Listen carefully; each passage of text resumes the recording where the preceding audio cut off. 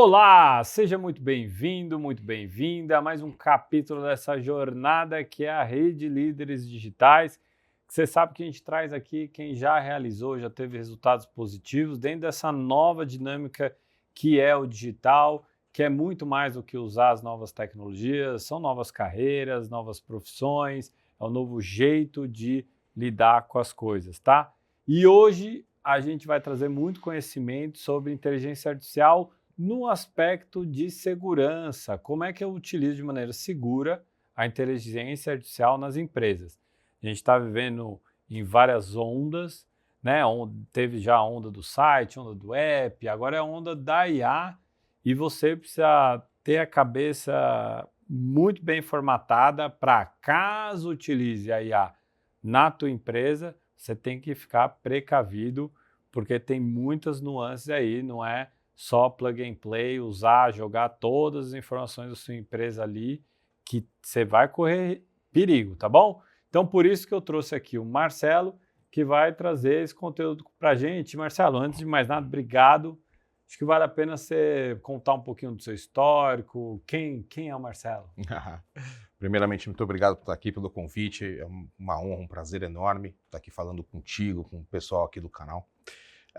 Eu sou Marcelo Fonseca Santos, eu sou advogado de direito digital, eu sou mestrando no Mackenzie, sou pesquisador, tenho uma longa história com a tecnologia. A tecnologia está permeando e me rodeando há muito tempo. Eu trabalhei no extinto CPD, isso só quem é muito dinossauro.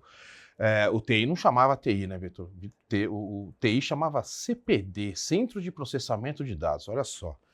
E eu minha trajetória, eu entrei no direito, não fui fazer o TI, só que desde o estágio eu acabei estagiando em empresas de telecomunicações e tive sempre muito contato com tecnologia, telecomunicações via satélite, questões computacionais, transmissão de dados, naquele começo em que foram feitas as licitações para aparelhos móveis celulares. O Brasil tinha pager, né? Pra você ver como faz tempo isso. O que foi muito bom, porque eu venho de uma geração que evoluiu do analógico para o digital. Então eu vi e vivenciei a máquina de escrever, os primeiros computadores. Eu fiz um curso de DOS num CP500 quando eu tinha 16 anos. Você vê como a tecnologia estava sempre ali. E quando eu me formei, eu acabei, dentro dessa dinâmica que sempre me rodeou, eu comecei a advogar para provedores de internet e empresas de telecomunicação VoIP, que é a telefonia por internet. Tudo uma grande coincidência, empresas de software que estavam começando no início da primeira bolha da internet. E não saem mais. Eu gosto muito de tecnologia, então foi muito fácil a ideia de advogar num ramo em que não havia tantos processos judiciais, como não há até hoje, e que era muito prazeroso, porque era um perfil de cliente muito bacana, agradável, que pensa muito no futuro, que lida com coisas que estão no nosso dia a dia e que nos trazem conforto, prazer. Então sempre foi uma vivência de uma advocacia diferente e que me traz bastante alegria. E cruza um pouco com a minha trajetória, porque eu também trabalhei com telecom, comecei ali na Anatel, e aí é sopa de letrinha, né? STFC, Isso mesmo. SMP, aí tem o tal tem aquela figura do SVA, que tudo que não encaixar no resto das letrinhas joga no Joga no SVA. SVA, isso mesmo. E era uma época que, pô, você tinha situações que a gente ia, por exemplo, a campo fiscalizar, e tinha pessoas que montavam uma mini herb, né, estação rádio base, assim, no meio do morro, para rotear o sinal do speed, passava boleto na casa das pessoas. Aí vieram os espelhinhos também, um Exato. monte de provedor. Aí os portais também de internet. Eu vivi um pouco dessa época, que foi bom, porque, putz, na época era o que mais tinha de avançado. E, de fato, hoje é a infraestrutura onde, sem Sim. isso, como é que você vai colocar as outras camadas, né? Exato. Indo para IA. IA, assim, a gente está vendo uma corrida de IA, não só de IA, mas com uma série de questões também. Então, você vê que tem empresa que nem o Data Lake fez, não tem estruturação dos dados ali para gerar informação. Sim. Aí você tem aquelas empresas que já o fizeram e tem os dashboards lá com os números, os dados, e você tem aquelas empresas que até abandonaram já os dashboards, porque agora não queremos mais dashboard. A gente já tem dado, então eu quero o quê? Automatizar decisões simples. Eu integro IA, então minha meta é não quero mais o dashboard. Então você tem várias empresas em vários níveis ali de estruturação da coisa toda. Você tem o uso da IA, seja para o core business da empresa, você tem o uso de IA, que é o mais comum, que é talvez para um atendimento ao cliente, para você facilitar ou um processo de venda, ou você facilitar a experiência dele lá, seja de um jeito ou do outro, tem algumas preocupações que a gente tem que ter, né? Uma que em episódios anteriores, com alguns CTOs a gente trouxe, que é o seguinte, bom, se você utilizar dentro da sua empresa e você carregar aquela IA com informações da sua empresa e você não ter a garantia que eles estão protegidos, você corre o risco do seu principal ativo hoje cair em mãos erradas. E aí você tem uma corrida entre as IAs para quem vai se posicionar melhor em relação a isso. Então, existe hoje já um distanciamento entre, por exemplo, o GPT e a IA do Facebook no quesito de implementação. Um te permite botar no servidor próprio, outro não. Sob esse viés jurídico, o que você acha que são os principais desafios ou atenções que alguma área, algum líder de departamento, ou mesmo a empresa como um todo precisa ter na hora de aderir uma IA no business? Sim. Você tocou num ponto muito importante. Acho que a primeira questão, você falou sobre dados, né? Dado e informação sempre foi poder, né? Essa frase já vem antes da era tecnológica, no sentido de usar os dados para tomadas de decisão, né? Hoje, mais do que nunca, porque estão sendo inseridos em softwares de gestão, ERP, CRM, que estão plugados com APIs, né, que são as inteligências artificiais. Então, eu preciso ter um cuidado enorme com a governança do dado.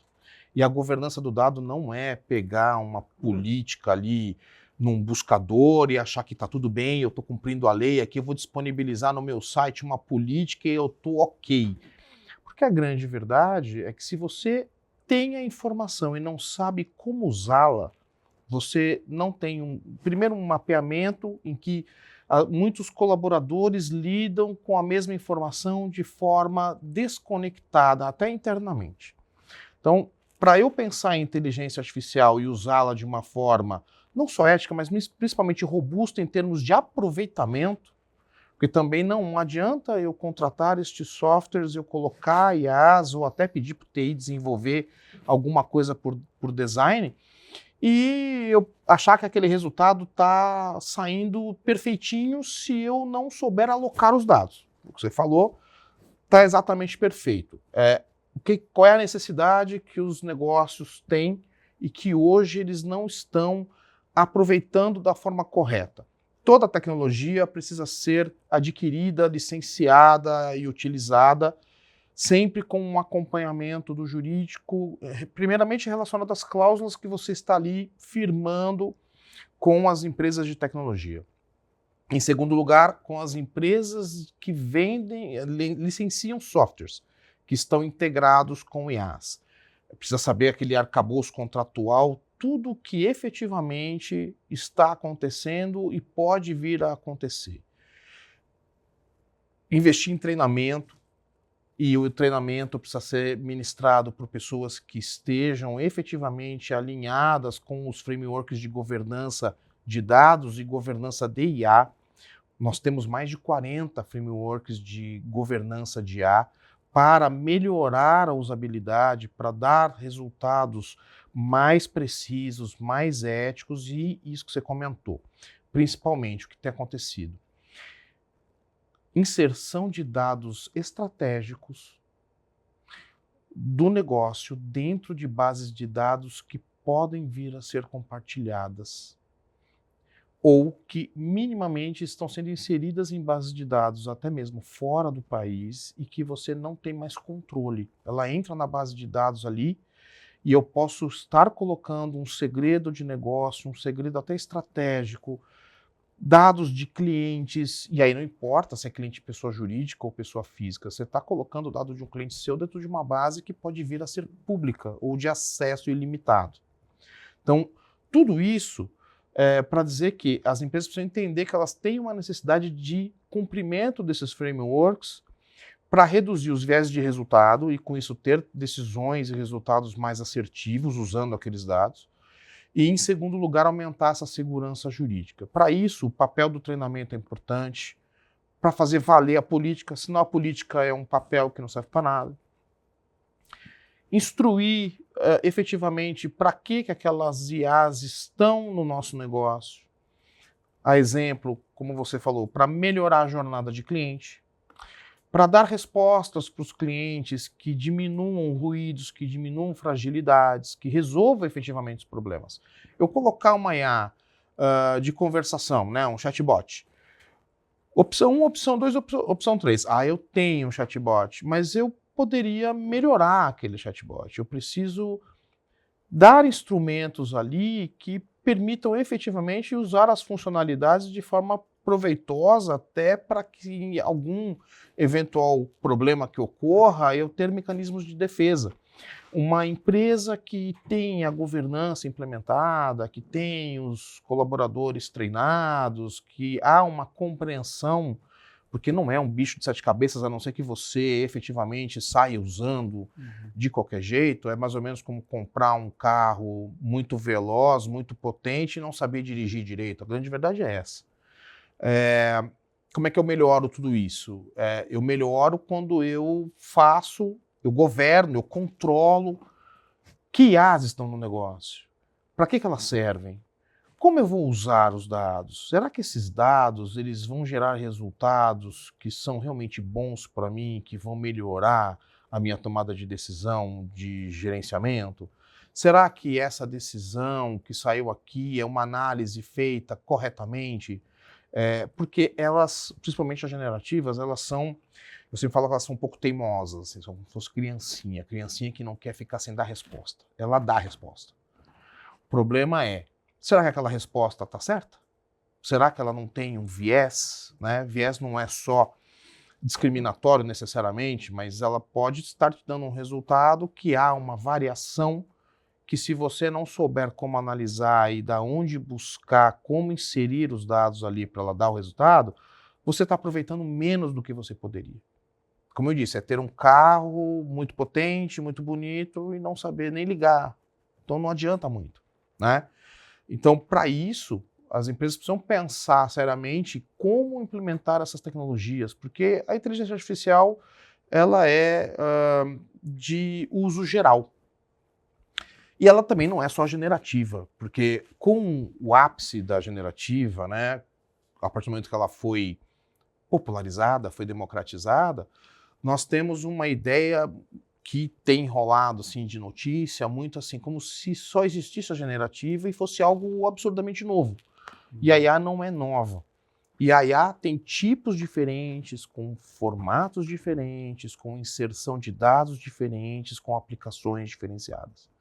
Para tudo isso, eu preciso entender todo esse contexto e não acabar usando só a generativa, deixar um funcionário usar com a conta particular dele, colocando dados da empresa, por exemplo, tentando fazer uma dinâmica profissional que às vezes não vai atingir um resultado que a empresa precisa. Então, às vezes parece bonito, eu estou usando a IA para resolver isso aqui, você vai ver, não é um uso que poderia ser melhor, né? Um uso que poderia ser mais potencial para a empresa. Então, para isso que é importante pensar nisso. Eu preciso ter uma consultoria, eu preciso ter algum profissional que entenda essas dinâmicas e que possa dar uma maior segurança para evitar que, se eu for questionado, eu não colocar a parte de contencioso do jurídico, né, a parte processual, em pânico por falta de subsídio. Aquele que não consegue se defender, não consegue comprovar, quebrar nexos, né, de causalidade, falar, olha, eu tenho todo um aparato de segurança, eu consigo... Primeiro que esse aparato de governança, essas boas práticas, elas são boas, como o próprio nome diz, por quê? Porque elas te previnem, elas diminuem a possibilidade de fragilidade. Segundo, se eu tiver qualquer tipo de questionamento, eu tenho ali as ferramentas na mão para achar o problema. A própria governança de dados do LGPD fala em resposta a incidentes, em ter um DPO, né, um encarregado de dados. Para que ele serve? Ele serve porque, se eu tiver um problema, eu tenho um cara que conhece do tema, que sabe a implementação da empresa, que sabe como a empresa funciona e que vai ter a capacidade de, rapidamente, de fazer uma resposta. Olha, de acordo com a lei é isso, eu tenho essas ferramentas à mão porque a empresa está toda em ordem, então eu consigo dar uma resposta efetiva e eliminar o problema, ao invés de parar no judiciário, de ter custo, de ter risco, de ter que provisionar na contabilidade. E a IA é similar. Quando eu não tenho nenhum controle, eu não sei o que está acontecendo, eu não sei quem está usando, como está usando. Um cara do TI colocou numa generativa um pedaço do meu software para ajudar a desenvolver o código. Tá, mas era um segredo estratégico da empresa? Quem disse que pode colocar ali na generativa um pedaço do código? Ali você já não tem mais segredo. Você colocou na base de dados e virou código geral. Então, pode parecer muito abstrato, mas a verdade é que as empresas precisam ter seriedade e pensar seriamente sobre justamente a aquisição dessas tecnologias dentro da empresa, embarcando essas tecnologias e esquecendo de que elas podem ter um melhor uso da IA. Você toca vários pontos importantes aqui para a gente desdobrar, né? E aí, assim, vou colocar esses pontos até porque eu também sou advogado, mas eu tenho uma formação em administração, fiz USP e Mackenzie ao mesmo tempo, mas nunca advoguei. Foi uma pessoa sábia. Não sei, viu? Porque no Brasil, vou te falar, viu? Se não tiver um advogado do lado. Mas o que eu percebi foi o seguinte, assim, eu participei do processo de construção da LGPD, na época ainda estava no Ministério da Justiça como anteprojeto, com Danilo Doneda, antes até de tracionar, né? Teve vários dispositivos lá também que a gente indicou mudança, acabou mudando, a gente tirou e tal, participamos. Quando a Lei Geral de Proteção de Dados entrou em vigor, passado a vacatio legis, teve um tempo ali para as empresas se adaptarem e tal, o que eu percebi? Eu percebi a maratona para os advogados. Então, todo mundo saiu correndo atrás de advogado. Faz um mapeamento, o que é dado sensível, o que não é dado sensível, o que é uma coisa, o que é outra, mas a empresa não fez o que deveria ter feito antes até de buscar o advogado. Bom, a minha empresa, do ponto de vista tecnológico, ela está protegida? Sim ou não? Porque, se não, vira um emaranhado de papel em que eu estou mitigando o meu risco jurídico, mas eu continuo com o meu principal risco. Porque o meu principal risco não é, entre nós, um contencioso. Meu principal risco é a empresa deixar de existir por um vazamento de dados. Até considerando a multa da LGPD lá, do percentual lá de milhões e bababá. Que tem o efeito reputacional, né? Tem o efeito reputacional e, acima desse, até do meu próprio segredo de negócio. Sim. Assim, vamos lá. Para uma empresa tradicional, pode ser que não, mas para as nativas digitais, com certeza absoluta. Sim. Né? Então, assim, quem tem mais potencial de ofertar um crédito para um consumidor, quem tem mais informação sobre aquele consumidor. O Open Finance me permitiu uma interoperabilidade dos dados de quem é bancarizado e quem não é bancarizado. E eu tenho dado. E eu não estou na interoperabilidade do Open Finance, eu tenho mais capacidade de dar crédito.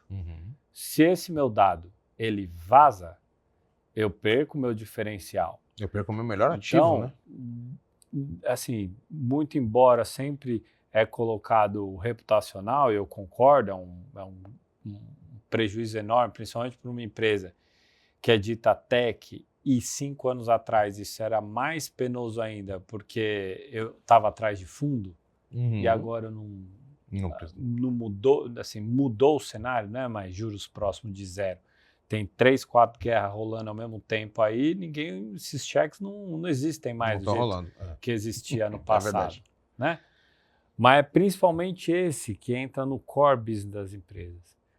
Então, um ponto que você trouxe muito bem aí, que eu vi, é o seguinte, assim, que é não colocar o jurídico, o tech, na frente do business. Então, primeiro um racional de, para que vai servir para o meu negócio?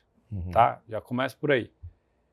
E o segundo racional, que é justamente fazer essa governança. E quando a gente fala de governança de dados, é mais uma tarefa interdisciplinar, que vai reunir, obviamente, questões jurídicas, mas essencialmente questões de tecnologia. Sim. Então, hoje eu consigo garantir que eu esteja usando uma IA que nem é proprietária, cumprindo algumas questões tecnológicas dentro da empresa. Que é diferente de eu pegar o ChatGPT, por exemplo, como um RH, e falar o seguinte, eu tenho aqui 10 mil currículos. Eu vou pegar esses 10 mil currículos, jogo no GPT, calibro ele para ele me dar os 5 melhores segundo os quesitos tais. Já vai me poupar um baita de um trabalho. Só que o GPT não está no meu servidor. Ele não está comigo. Aí eu caio num problema desse. Sim. Tá? Então, qual que seria, na tua visão, um passo a passo? O que fazer primeiro antes de tudo? Porque é o seguinte, tá cheio de pessoa aí já utilizando. Por exemplo, eu sou do departamento de RH, vamos pegar o RH para Cristo. Sou do RH. Tá na mão, já testei aqui o GPT, por que não, né? Sim, né? Exato. Qual que é o passo a passo para o uso da IA de maneira segura? Eu acho que um primeiro passo se inicia com um treinamento, uma questão de educação digital.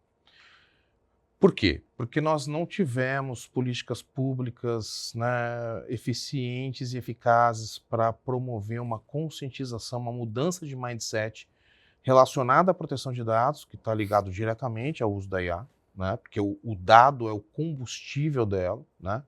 A lógica, o desenvolvimento, ele é o motor, mas motor sem gasolina não roda, né? Essa é a grande verdade. Eu preciso do combustível. Então, eu acho que começam com treinamentos, com conscientização, com alguém que saiba fazer, e não estou falando treinamentos de horas preso numa sala de aula. Eu acho que quando a gente fala em educação digital, com a vida acelerada e o excesso de conteúdo, o profissional precisa ter, como eu já fiz isso em mais de um cliente, você precisa ter várias dinâmicas.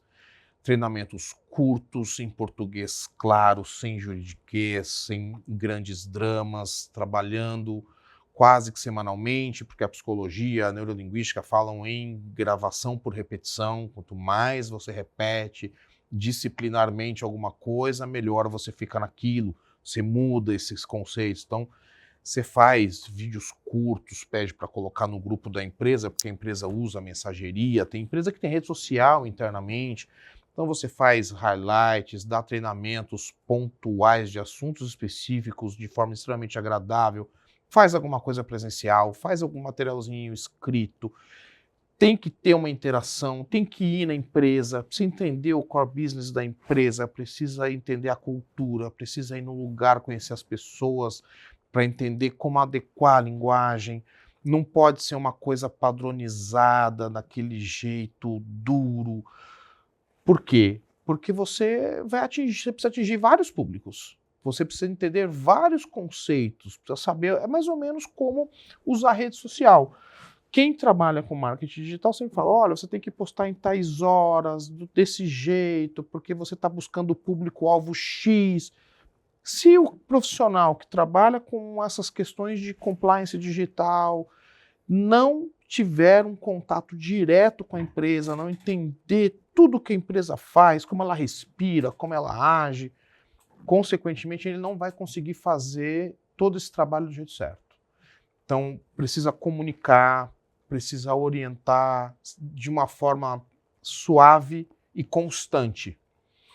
E aí sim você, nesse meio do caminho, faz os trabalhos complementares.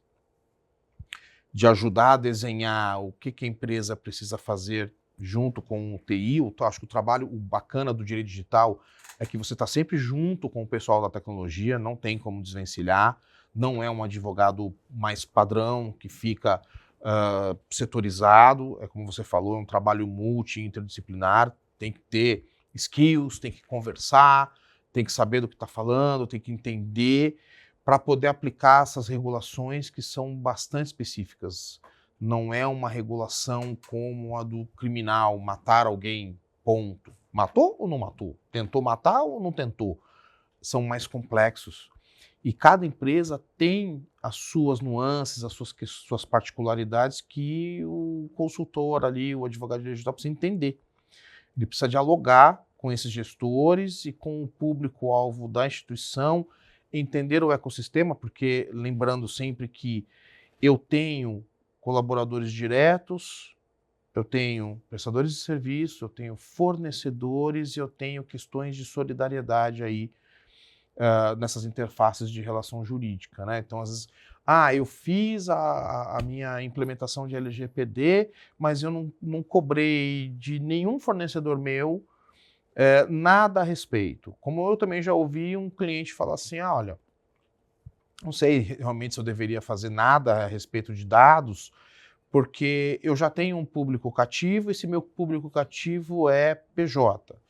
Eu só fiz uma pergunta para ele, olha, você tem colaboradores? Tenho. Quanto? 160. Eu falei, bem, então se você tem 160 colaboradores, e esses colaboradores, metade deles for casado e tiver filho, você tem beneficiários diretos aí. Você tem história de contabilidade? Tenho. A contabilidade toda interna? Não, eu tenho escritório para quem eu transfiro todas as informações do RH para fazer folha de salário e tudo mais. Então você precisa fazer uma implementação. Você precisa entender esse contexto, porque alguém para quem você transfere informações pode ocasionar um problema do qual você é responsável solidário, do qual você pode vir a ter um problema. E como você falou, né, Vitor? Tem a questão do ativo. Dependendo do meu contexto, o dado ali do cliente, não importa se é pessoa jurídica ou física, o dado pode ser o meu principal ativo, como hoje na tecnologia né? Em vários contextos, você falou bem do contexto do financeiro, e eu tenho vários outros contextos comerciais, de comércio ali, que o meu maior ativo é o cliente. O cliente está ali comigo porque ele sabe que eu entendo ele, que eu conheço ele. Se essa informação vai para um concorrente e o concorrente ofertar um ponto a mais, ou simplesmente assediar de alguma forma porque ele obteve informações, eu vou perder clientes. E ninguém está podendo perder cliente. A grande verdade é essa. Hoje, perder cliente é mortal no mercado competitivo, né? Então, a gente precisa sempre pensar nisso. Eu começaria de uma forma bastante interessante, que é essa dinâmica da educação, até porque não adianta eu fazer a política, porque quando alguém lê a política e fala, tá bom, legal, hein? Tá aqui lido. Eu vou ler nada. Esse documento aqui, mesmo que tenha uma página, duas, dados, olha, tá lá na política. Nossa empresa lida com dados sensíveis, tá? Que bom, beleza. O que será que é dado sensível? Muita gente acha que dado é RG, CPF, mais nada. Não sabe do contexto dos IPs, do contexto da geolocalização, do contexto dos sensíveis, que são dados de saúde. Eu sempre pergunto, olha, você mora em algum lugar que captura, que coleta dado biométrico, digital ou facial? Ah, sim. E você, por um acaso, você sabia que não pode coletar o rosto sem te pedir um termo de consentimento, com legítimo interesse, porque é um dado sensível? Você tem o direito de saber se ele está cuidando daquele rosto.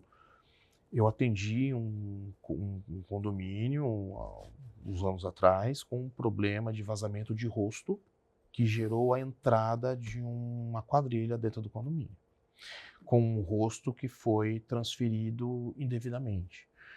Então, as pessoas não fazem por mal, né? Porque elas precisam entender esses contextos e entender que a segurança delas está em risco, né? Entender o que eu posso postar, o que eu devo fazer, não achar que problema é só na casa do vizinho ou na empresa concorrente, na minha empresa não, porque a gente vive num mundo digital, tecnológico. O ambiente digital requer cuidados que são importantes, né? Então, treinamento, política, conscientização de formas variadas para que as pessoas entendam e comecem a praticar no dia a dia essas questões são um ponto inicial, sem dúvida. Eu concordo com você. E é uma característica de alguns profissionais que antigamente eu digo assim, 10 anos atrás, não era exigido dele. Então você vai pegar um profissional de tech mesmo, que ele vai saber mais a fundo como que é o ambiente tecnológico, onde que estão, sabe, as ameaças e tudo mais, para treinar uma empresa, é difícil. E aí acaba que cai em coisas bem banais do tipo teste de phishing. Putz, ninguém aguenta mais, né? E falta de tempo do povo de sentar e num treinamento que dá lá digital, lá o videozinho, putz, a menos que force o cara, você tem que assistir porque você vai ser avaliado, blau, putz, o cara dá lá como assistido e pronto. Ele recebe a política e dá como lido. Responde o que o RH pede. Olha, você está recebendo a política, você precisa confirmar que você leu. O cara praticamente ele confirma na mesma hora, ele nem abre o anexo. É isso. E o problema é gigantesco, né? Porque assim, quando a gente olha para as ameaças de maneira geral, a gente vê terceiros maliciosos, pode ser inclusive um concorrente teu, como pode ser inclusive um funcionário teu. Sim. Então a ameaça está 360. Exato. Eu mesmo passei por um caso recente da pessoa me ligar, falar, Vitor, se sair na imprensa assim, só para eu te explicar o que está acontecendo, bibibi, bobobó, para talvez vocês possam emitir um alerta.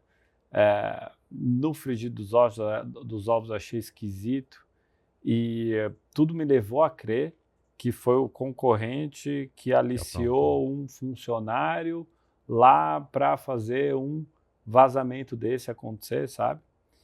Então, assim, de todas as áreas que eu vejo, todas, assim, dos últimos tempos, se eu considerar a área de people, por exemplo, que está bem inchada nos últimos tempos, porque foi agregando outras competências como diversidade, implementação real da cultura, people analytics, BP, implementar outras coisas, até áreas mais recentes como o CX, que não é atendimento ao cliente, é um monstro totalmente diferente. Aqui eu vejo que tem mais potencial de crescimento, porque por ausência de profissionais, já com uma modelagem de cabeça nova.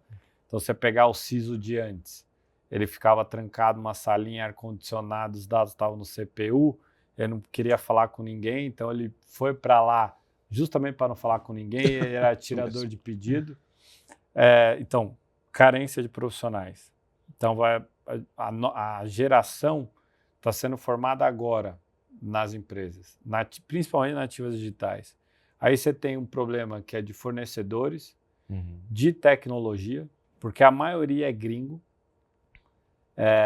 São poucas empresas nacionais de tech que trabalham com cibersegurança e são empresas sólidas. Aí você tem... Aí, por outro lado, você tem o excesso de advogados, excesso de escritórios E a grande questão que é, tá lá, ó, temos o opt-in, se der um problema, o problema é de quem a gente contratou, porque você há de concordar comigo que quando o problema acontece, as empresas estão tão entrelaçadas e uma conectada na outra, que tende a virar uma terceirização de culpa. Ó, não, mas eu cumpri, sim, mas foi o outro que joga para um outro, isso, que joga para o outro. Não foi um caso de vazamento, mas recentemente a atualização da Microsoft foi um negócio desse. Não foi eu, foi o cara que puxou para outro. sim. Eu fico imaginando, num caso que vire de fato um processo, o quanto que vai virar um emaranhado de situações.